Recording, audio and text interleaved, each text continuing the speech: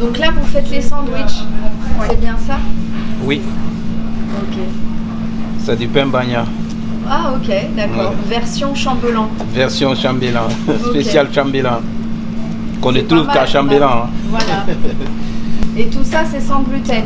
Tout est sans gluten.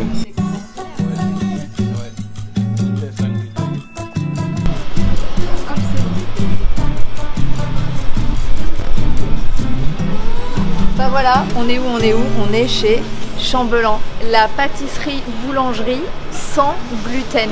Alors ils font tout, hein. C'est-à-dire qu'ils font pas que le pain sans gluten, ils font aussi toutes les petites pâtisseries. Ils en ont même fait des petits biscottis pour aller avec la soupe. Donc en fait tout est récupéré, tout est étudié au millimètre près. Et évidemment, bah, comme vous aimez les cookies, bah, il y a même des cookies au sésame sans gluten. Ils te font des pains même au chocolat, c'est-à-dire qui en fait sont des pains sans gluten avec des pépites de chocolat rajoutées à l'intérieur. Franchement, c'est délicieux. Allez, à tout de suite.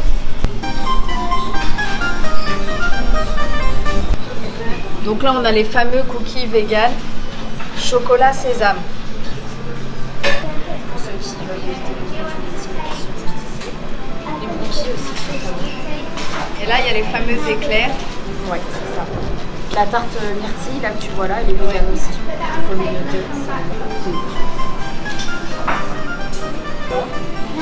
C'est vraiment propre à la boulangerie. Et là, il y a le fameux pain au chocolat qui est entre le gâteau et le pain. Exactement. Là, c'est ça? Les focaccia. Les focaccia. Focaccia aux légumes, au poivron, avec l'épice saladière aux anchois. Attends. Vous avez même jusqu'au biscotti. C'est hallucinant. Donc vous avez ici, je vois en plus différentes saveurs que vous utilisez pour la soupe. C'est ça. Alors du coup, ici, qu'est-ce que c'est que les biscottis? C'est les focaccia qu'on n'a pas vendus. C'est les invendus qu'on fait griller avec un petit peu d'huile. Donc là, c'est pour ça qu'on reconnaît la focaccia au sésame, aux herbes de Provence. C'est l'olive de Kalamata, tout à fait. En fait, nous les invendus pour éviter de jeter. On en fait des biscottis. Et en effet, en hiver, il y en a pour la soupe, des fois dans les salades, et vendus en biscottis en sachet.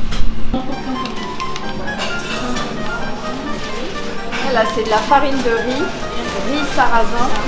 Et là, on a la farine de riz japonica sarrasin. Pourquoi vous ne faites pas que de riz, mais vous faites un mélange avec le sarrasin? Tout à fait, parce que le sarrasin, c'est complètement exempt de gluten. Alors du coup, ça c'est la préparation pour pain aux graines. Ça c'est la préparation qu'on utilise pour faire, même chez nous, le pain aux 5 graines. C'est vraiment un des best-sellers. Vous avez aussi la préparation pour pain, si vous voulez faire du pain à la maison sans gluten, avec uniquement de la farine de riz, le riz japonica dont on a parlé tout à l'heure. Et moi, celle que j'adore, c'est la préparation pour les pâtisseries. Pour ceux qui sont cœliaques et qui veulent faire des crêpes sans gluten, c'est vraiment la meilleure préparation. Et enfin, vous avez la farine de sarrasin. Voilà, pour ceux qui aiment bien faire des galettes sans gluten, vous les digérerez mieux. Donc ça, c'est la farine chambellan, qui vient du moulin chambellan. C'est de la farine de riz, uniquement. Et donc du coup, c'est au moulin chambellan qu'on déshabille un petit peu le grain et qu'on en fait la farine. Et c'est cette farine qu'on utilise pour la confection à la fois du pain et des pâtisseries. On voit les farines pour faire vos pains et vos pâtisseries. Donc c'est du sans gluten. Et ce que j'ai vu, c'est que vous avez carrément fait vos farines, c'est vous qui faites tout au moulin chambellan. Oui, exactement. Notre moulin, il se situe dans les Alpes de Haute-Provence. Et c'est là-bas qu'on va faire la farine de riz. Donc il y a d'abord la farine de riz qui se trouve juste ici, qu'on utilise pour les pâtisseries et pour les pains. Et tu as aussi les farines de sarrasin. Et notamment, je voulais te poser la question, il y a marqué sur un de vos paquets que vous faisiez votre propre farine avec du riz japonica. Oui. Donc, qu'est-ce que c'est? C'est des grains ronds? C'est les grains ronds du riz japonais? Ouais, c'est ça. Exactement. C'est une variété de riz qu'on trouve dans le nord de l'Italie, dans la région du Pau. Donc du coup, on n'utilise absolument que ce grain de riz-là, qu'on emmène du coup au moulin chambellan. À la base, c'est un grain de riz qui vient... qui a été cultivé dans le nord de l'Italie. C'est le même riz d'ailleurs que les Italiens utilisent pour faire leur risotto. Et c'est un riz d'une très grande qualité qu'on emmène du coup au moulin. C'est là qu'on déshabille un petit peu le grain, qu'on en fait de la farine. Et après, cette farine est ramenée à Paris, donc du coup ici dans l'atelier, où on fait les pâtisseries et dans le 13e arrondissement où on fait nos pains. Et c'est à partir de ce riz-là qu'on a justement la matière première. Voilà, qu'on a le sang gluten. Exactement. Bonjour. Bonjour. Qu'est-ce que vous faites là? Je vois, c'est des tartes crumble pommes, c'est ça? C'est ça. Vous faites quoi? Vous démoulez? On démoule pour la mise en place, pour pouvoir les passer au magasin. Ok. Voilà. Et ça, c'est un gâteau qui a du succès dans la boutique ou... Beaucoup, ouais, ça part énormément. Ouais. Ça passe après, juste après le cookie, on a le crumble aux pommes, c'est ça? On va dire, ouais, c'est ça, tout à fait. Je peux vous aider à démouler? Mais bien sûr. Allez-y, je vous en prie. Vous en démoulez combien par jour? Là, on tourne sur une quantité de 20 à 25 tartelettes par jour. Ok. Je fais bien là? Tout à fait. Ok. Bah, moi je démoule. C'est nickel, on va pouvoir vous embaucher. Eh ben ok. Et là, qu'est-ce que c'est? Alors ça, c'est du flan. Le flan vanille. Ah oui, le flan vanille, ok. Ah et ouais. là, il est en version crue, vous l'avez pas encore... On ne l'a pas cuit, mais Ok. j'en ai du cuit si vous voulez. Non, non, c'est... En fait, vous laissez reposer, c'est ma question. C'est ça. Moi, je le laisse refroidir un petit peu. Je le passe au four après. Une heure après. Ok. Ça évite que ce soit trop liquide quand ça cuit. Et par rapport à une boulangerie, on va dire traditionnelle, française, Ouais. en fait, le flan qui est en fait avec le gluten, je vois qu'il y a quand même une différence au niveau de la couleur, des conservateurs, il n'y en a pas, c'est quand même assez extraordinaire. Ouais, puis là, c'est beaucoup de produits bio qu'il y a dans le flan. Et je vois la vanille qui est assez... Les gousses de vanille, ouais. Les gousses de vanille pure, c'est ça en fait. C'est ça, tout à fait. C'est pas la même... Non, on est dans du luxe. Oui, voilà, tout à fait. On est dans le luxe de la pâtisserie boulangerie. C'est ça. Hop, ça c'est les fonds de tarte. Et moi je vais arriver quand il y a... Là, il y a le banana bread, c'est bon ça. Exactement, Moi, le ça, cake j'adore. banane, Moi, j'adore. banana bread, exactement, recette new-yorkaise. On a les carrot cake aussi, qui sont juste ici. Donc du coup, Ok, c'est d'accord. les carrot cake, eux aussi sont véganes. Et là, on n'a pas encore mis le glaçage dessus. Oui, mais voilà, c'est ça. c'est le cake qu'on connaît bien. Et surtout ici, c'est notre dernière nouveauté aussi, les cakes pommes. Ah oui. Brownie chocolat noisette. Surtout chocolat, sans lactose celui-ci. Il est pas Voilà. vegan, il est sans lactose. Vous avez le lemon bar. Ça c'est nouveau. Oui, Non, c'est nouveau, j'ai les bonnes vu, barres. c'est vu que c'était une nouvelle recette. Ouais.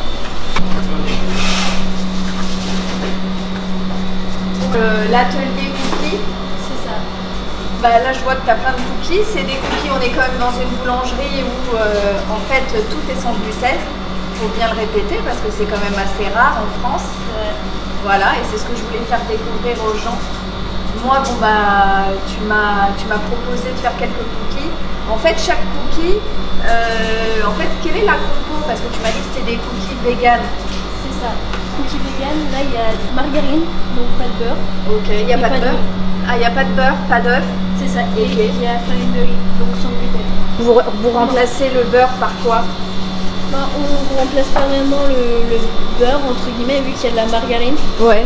On remplace en soi, mais il y a de la margarine, farine, il y a... La même, enfin, on doit les rouler.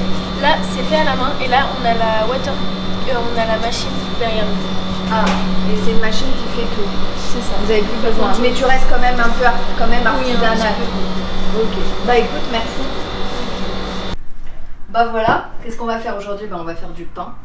On va faire du pain, mais on va faire du pain qui contient le moins de gluten, avec des farines qui sont de qualité, c'est-à-dire en fait quand on vous parle avec des types de gluten, c'est-à-dire qui contiennent le moins de gluten, c'est-à-dire le plus faible, c'est-à-dire de la T80, on pourra avoir de la T10, de la T10, de la T30 en intégrale, on peut avoir de la farine noire, sarrasin, et une levure, mais très peu de levure, et on pourrait utiliser, au lieu de se faire de la T45 qui est spéciale pour les pâtisseries, les gâteaux qui sont remplis de gluten, on va essayer d'éviter l'histoire. Mais là, on va faire du pain pita, parce que je suis une chalomme, on est d'accord, donc j'assume dans toute mon ampleur de l'histoire. Donc voilà, du pain pita, je vais vous enlever mon petit sweat, hop, pour se mettre à l'aise, total, pour faire le pain. Non mais C'est vrai, sans déconner, les gens, tu vas me dire que tu peux te passer de pain. T'es une Française, t'as vécu en France, t'es née en France, même dans le Moyen-Orient, franchement, on peut pas se passer de pain. C'est comme les Asiatiques qui peuvent pas se passer de riz, vrai ou pas. Donc il faut trouver des alternatives qui soient saines. Alors après, la farine de riz, moi je suis d'accord, mais là, ça dépend de l'usage que tu vas avoir. Et donc là, je me suis dit, non, on va pas se faire la farine de riz. Là, on pourrait faire des crêpes avec la farine de riz, parce qu'en fait, la farine, elle va pas lever. Donc comme on va faire de la pita, voilà, ça va pas le faire. Donc je me suis dit, on va faire un mélange de farine. Le grand épeautre, le petit épeautre. On est d'accord, là, bah, pour que ça gonfle, pour que mes pitas, elles tiennent le coup. Du coup, je me suis dit, bah, on va se faire, pour être sûr de notre histoire, on va se faire, c'est meilleur en plus, on va se faire grand épeautre. On va se faire la farine, on met la farine de sarrasin. Petit mélange, voilà. Et là, on va commencer à tourner, voir, tu vois. J'ai déjà mis l'eau de départ parce qu'en fait, il faut très peu d'eau. Parce que sinon, pour éviter le côté collant, que tu puisses, tu vois, la mettre dans ta main et qu'elle soit malléable au fur et à mesure que tu malaxes. Là, je fais le début comme ça et puis après, qui dit que je vais pas faire le reste avec les mains, tu vois. Alors après, pour la fermentation, bah, quand tu utilises des farines, bah, plus en fait le taux de la farine, c'est-à-dire que plus tu augmentes dans les chiffres, c'est-à-dire tu as du T10, du T30, tu as de la farine de petit épeautre, bah, plus la fermentation, bah, elle va être longue, on va attendre de 8 à 10 heures. Et plus la farine va être blanche, on va dire, ou tu vois, plus la fermentation, bah, quelque part, va être rapide. Après, tu peux faire ton pain avec du levain, c'est-à-dire que tu peux faire ton propre levain. Donc voilà, j'ai mon sel, mon sucre, tac, tu fais une cuillère, une bonne cuillère à café de sel, si possible, sel de Guérande, ou tu vois, sel rose, pourquoi pas, sel de qualité, on va dire ça comme ça. Et là, j'ai du sucre roux non raffiné. Et pourquoi j'ai pas mis du sucre de coco? Je vais dire pourquoi, parce qu'à la cuisson, ça s'annule, le goût s'annule. Donc ça ne sert à rien. Tu pourrais mettre, si tu faisais du pain d'épices, mais là il faudrait rajouter un œuf, tu pourrais mettre bah, du miel au lieu de mettre, voilà, évidemment il faudrait rajouter de la cannelle, des épices, noix de muscade, il y aurait toute une histoire, mais c'est comme ça au fin de compte que tu fais le pain d'épices, qui est pas mal du tout. Au petit matin, au petit déjeuner, c'est vraiment sympathique. Mais là en fait on va rester comme ça, classique. Il va falloir laisser reposer ta pâte. Voilà toute l'histoire. Et évidemment, je dis tout, il faut que ce soit reposé. Tu vas pas la mettre au frigo, on est d'accord. Il faut que la température soit à peu près de 30 degrés, 28 à 30 degrés. Ainsi que l'eau que tu mets dans la farine, il faut qu'elle soit tiède.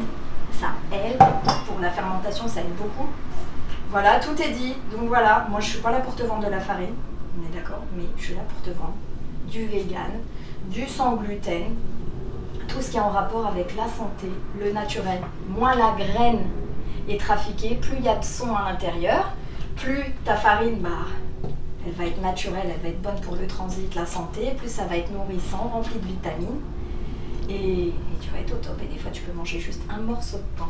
Un bon morceau de pain, une bonne tartine avec un avocat, bah, vous connaissez, c'est la mode ça. Parce qu'à l'époque, quand tu n'avais pas de machine, tu faisais comment? Donc ça peut être assez rapide.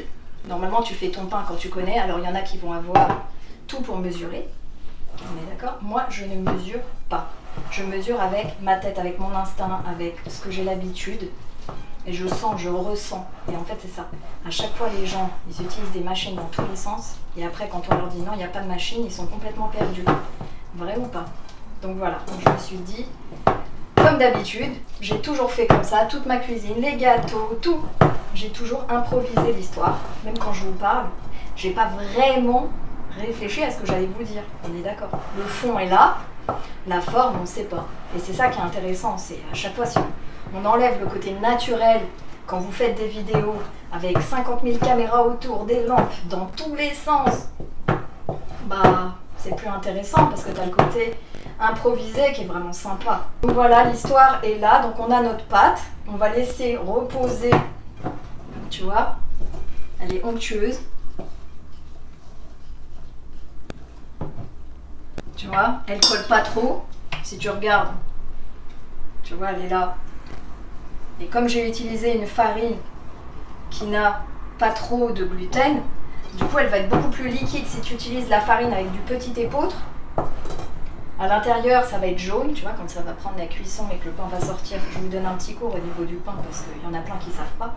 Après ce pain, bah, il se conserve 10 fois mieux. Moins tu as de gluten, on va dire, dans ta farine, plus le pain va se conserver parce qu'en fait il va avoir l'allure d'un gâteau. Et du coup c'est le top. Voilà, donc on a notre pâte. Je vous ai fait une petite boule pour la pita bread. Tu vois, on va pas en faire... On va faire un petit test. Parce que là, j'ai fait un petit test avec la farine. Donc voilà, ok, avec de la farine d'épeautre et sarrasin, comme on a dit. Voilà, donc là, j'ai placé ma farine, tu vois, sur ton plan de travail. Et là, on va dire avec ça, tu peux avoir 3 pita bread. 3 pains pita, 3 galettes. On est d'accord, 3 pains plats. Avec ça, t'essayes avec ton sens intérieur de faire à part égale. On est d'accord? Donc voilà, au lieu d'avoir à chaque fois des ustensiles pour couper, que ce soit parfait, à égale distance, de mesure, bah en fait, t'improvises. Donc là, tu roules, ok? Hop, dans la farine qu'on a là, ok?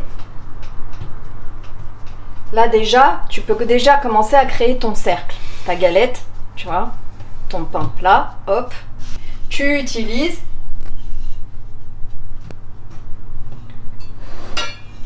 ton rouleau.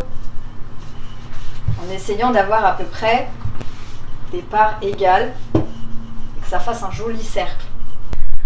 Tu reprends ton joli cercle et tu le mets sur la plaque à chauffer. Avec ton pain, voilà. Là, la même chose, tu répètes l'action. En fait, tu répètes l'action. Donc voilà, deuxième galette, deuxième pain pita. Avoir ton cercle pour que ça fasse ton petit pain pita et pouvoir, bah, quand tu ouvres ta petite poche de pita, ton petit sandwich, tu peux mettre ce que tu veux dedans.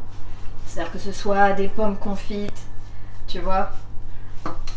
Avec du sirop, enfin c'est même pas du sirop chez moi, mais c'est moi qui le crée en fait avec du sucre roux et de l'essence d'amande amère. Et voilà, après ça n'a pas besoin d'être parfait, tu vois. Là tu roules. Voilà. Et là, on enfourne le pain pita. Donc voilà, on a nos petits pita bread, tu vois. Ça a le temps de gonfler. Tu vois, tout est gonflé, magnifique. On va les sortir du four. Ça a mis quoi? Allez, on va dire 20 minutes de cuisson quand tu as vraiment un bon four. C'est ce qui se passe. Donc voilà, là ça a eu le temps de... Ça va prendre le temps de dégonfler tranquillement. Bon, moi j'ai l'habitude du chaud avec mes mains. Donc c'est... Voilà, je peux toucher. Franchement, sinon mettez des gants.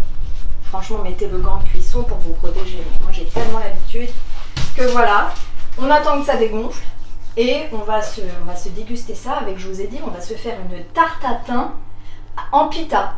En pain pita, avec nos pommes confites à l'amande. Voilà.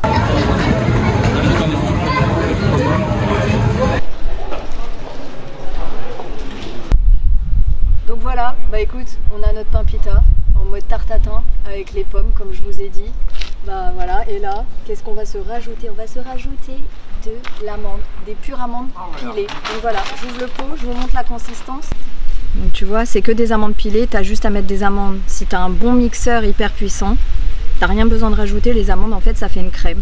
Voilà, comme protéine végétale, c'est le top pour les véganes. Donc voilà, là tu rajoutes, donc tu mets ça sur tes pommes. Comme ça, tu as la balance insulinaire. On a nos pommes, nos amandes, franchement, c'est pas le top du top du top. Moi, j'ai une question pour vous, honnêtement. Quel a été le meilleur conseil de votre mère dans votre vie? Qu'est-ce qu'elle vous a dit comme meilleure phrase ou meilleur conseil? Moi, ouvrir un restaurant, j'ai eu tellement de pop-up éphémères culinaires. Tu vois ce que je veux dire? Mais ouvrir un vrai restaurant, ce serait un 10 étoiles, et un 10 étoiles, ça coûterait une fortune. Donc voilà, si on doit le faire dans les règles de l'art du vegan, où tout est fait presque main, cru, on est d'accord, avec que du naturel, on est d'accord, c'est bien pourquoi il y a du fast-food vegan, mais on voit pas vraiment de restaurant vegan en France. Vrai ou pas? Donc voilà, bah moi je vous dis, le plus important c'est de partager la nourriture. Et en fait, moi je suis tellement dans le partage et le voyage que quand tu partages et que tu apprends et que tu inculques la conscience de l'alimentation, que tu soignes, en fait l'alimentation, il faut se dire, c'est bien, c'est le plaisir, c'est goûteux, mais c'est aussi une histoire de nutrition et de réparation. Peace.